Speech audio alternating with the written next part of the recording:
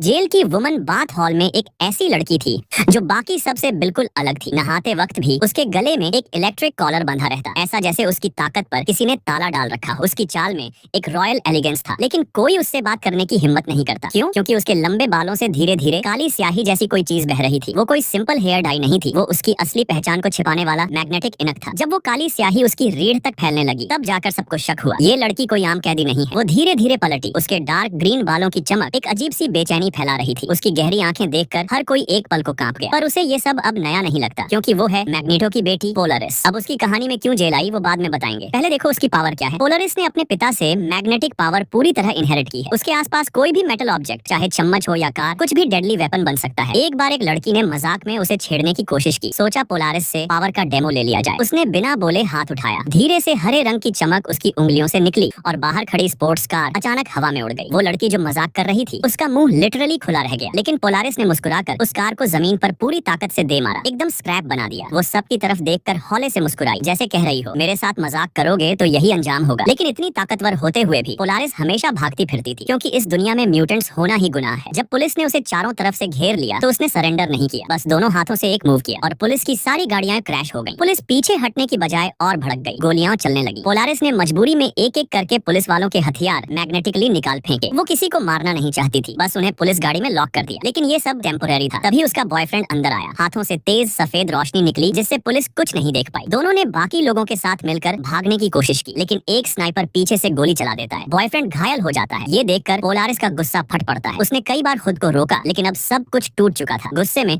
उसने पुलिस वाले को मैग्नेटिकली उठाकर डस्टबिन में दे मारा, लेकिन तभी उसे एक इलेक्ट्रोशॉक गन से मारा गया। वो गिर गई और अरेस्ट हो गई। पुलिस ने गोली पहले चलाई थी, लेकिन उसे ही अटेम्प्टेड मर्डर का केस दे दिया गया। म्यूटेंट्स पर पहले ही बायस था और अब उसे प्रैक्टिकली डेथ सेंटेंस मिल गया। फिर भी पोलरिस शांत थी। प्रोसिक्यूटर ने उसे ऑफर दिया, अगर वो अपने साथियों के खिलाफ गवाही दे दे तो सजा कम हो सकती है। पर अब मौत भी उसे एक काइंड ऑफ फ्रीडम लग रही थी। उसने साफ मना कर दिया, जो करना है कर लो। प्रोसिक्यूटर शायद खुद को बहुत चालाक समझ रहा था। वो ग्लास प्रिजन सेल में अंदर घुस गया। पोलरिस मुस्कुराई, तू कह रहा था कि मैंने जान से नहीं मारा, चल अब तुझे दिखाती हूँ असली जान से न मारने वाला टॉर्चर कैसा होता है। उसे प्रोसिक्यूटर के घुटने में छिपा स्टील पिन महसूस हुआ और उसने उसी को शरीर के अंदर हिलाना शुरू कर दिया। प्रोसिक्यूटर दर्द से चिल्ला उठा। फिर उसने अपना ट्रम्प कार्ड निकाला, एक रिपोर्ट जिसमें पोलरिस के बच्चे का जिक्र था। पोलरिस का चेहरा एकदम सख्त हो गया। उसे ब्लैकमेल किया जा रहा था उसके बच्चे से। अब वो पूरी तरह टूट चुकी थी और उसकी अनकंट्रोल्ड रेज ने उसे एक और बड़ी सजा दिला दी। उसे भेजा गया एक हाई सिक्योरिटी जेल में, जिसका नाम था लेक प्रिजन। जैसे ही उसने एंट्री ली, किसी ब्लैक स्लज जैसे क्रीचर ने उसके मुंह पर थूक दिया। उसने पलटकर कुछ कहने की कोशिश की, लेकिन गार्ड्स ने रोक लिया। आगे बढ़ते हुए उसने देखा एक और कैदी, पूरे सफेद शरीर वाला, गले में वैसा ही कॉलर पहने खड़ा था। पोलरिस समझ गई वो भी म्यूटेंट है। मन में कई सवाल थे, लेकिन इस वक्त पूछना सेफ नहीं था।